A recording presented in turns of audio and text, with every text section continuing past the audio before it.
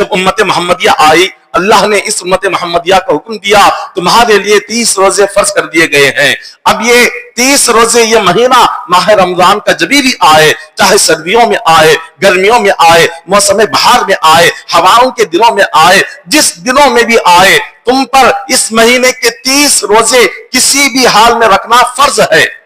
اللہ تبارک و تعالیٰ نے یہ فرضیت کا حکم دے دیا. اور پھر حدیث قدسی میں رب نے فرمایا الصوم لی وانا اجزا بہ. رب فرماتا ہے کہ بندہ جو بھی عمل کرے وہ نماز پڑھے نماز کے بدلے میں اسے نیکیاں مل جائے گی. عمرہ کرے عمرہ کے بدلے میں اسے ثواب مل جائے گا. حج کرے حج کے بدلے میں اس بندے کو اس کے درجات بلند کر دیے جائیں گے. عمرہ کرے عمرہ کے بدلے میں اس بندے کو ثواب اور نیکیاں بندے کو عطا کرتا رہوں گا. بندہ جو عبادت بھی کر لے نماز پڑھے روزہ رکھتا ہے حج کرتا ہے زکات دیتا ہے اس کی ہر عبادت کے بدلے میں اسے ثواب ملتا ہے نیکیاں ملتی ہے درجے بلند ہوتے ہیں. مگر رب فرماتا ہے یہ روزہ ایک ایسی عبادت ہے جب بندہ یہ عبادت کر لیتا ہے تو اسے ثواب نہیں ملتا اسے نیکیاں نہیں ملتی بلکہ اسے خود خدا مل جاتا ہے. روزے سے بندے کو خود خدا مل جاتا ہے. روزے سے بندے کو اللہ تبارک و تعالیٰ کی زیارت اور دیدار نصیب ہوتا ہے. اللہ تعالیٰ اسے اپنے پاس موت کے بعد اسے اپنا دیدار عطا کرتا ہے. روزے کے صدقے میں یہ روزے کی برکت ہے. دوسرے تمام اعمال تمام نیکیاں جو بھی بندہ کرے اس کے بدلے میں صرف ثواب ہے. روزے کے بدلے میں ثواب نہیں بلکہ خدا کا دیدار ہے. ایک روایت میں بیان کیا گیا کہ حضور علیہ الصلوۃ والسلام فرماتے ہیں کہ قیامت کا دن جب ہوگا تو میرے کچھ امتی ایسے ہوں گے کہ اللہ تعالیٰ انہیں پرندوں کی طرح پر عطا کرے گا اور وہ پرندوں کی طرح اڑ کر جنت کی دیواروں پر وہ جائیں گے. جنت کی دیواروں پر گزریں گے تو جنت کا جو نگران کار فرشتہ ہوگا انہیں دیکھ کر پوچھے گا کہ تم لوگ کون ہو؟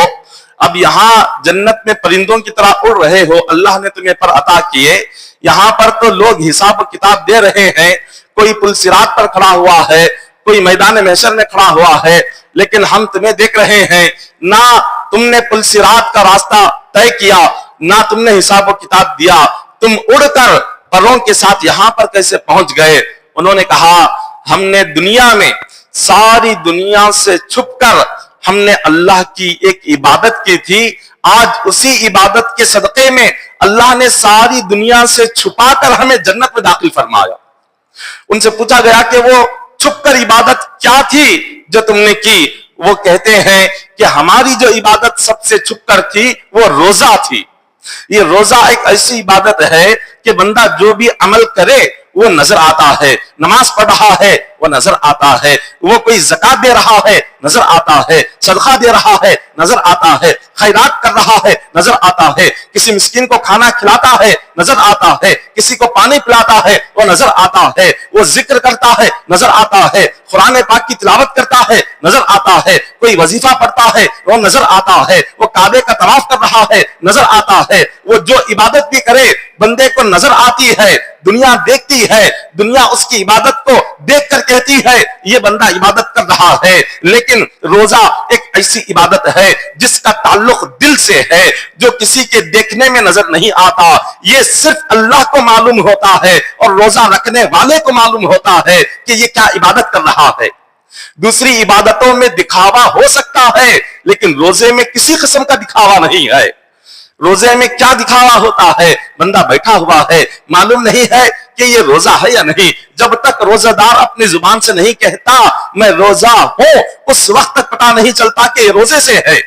تو روزے کی ایسی عبادت ہے جس کا تعلق بندے کے دل سے ہے اور اللہ دلوں کے حال کو جانتا ہے. اور جب بندہ یہ دیکھ رہا ہے خدا جانتا ہے کہ میرا بندہ ساری دنیا سے چھپ کر جب دنیا کو خبر ہی نہیں ہے دنیا کو معلوم بھی نہیں ہو رہا کہ یہ کیسی عبادت کر رہا ہے لیکن یہ بھوکا بھی ہے لیکن یہ پیاسا بھی ہے اللہ کو یہ ادا اتنی پسند آتی ہے. خدا فرماتا ہے کہ بندے تو نے ساری دنیا کو نہیں نظر آنے والا روزہ رکھا آج میں تجھے ساری دنیا سے چھپا کر جنت میں داخل کروں گا.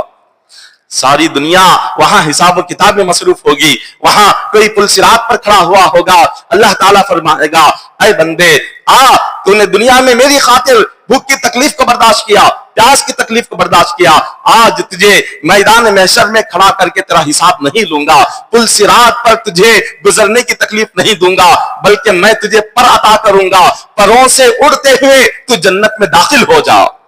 یہ اللہ تبارک و تعالیٰ نے روزے کا یہ مقام رکھا ہوا ہے۔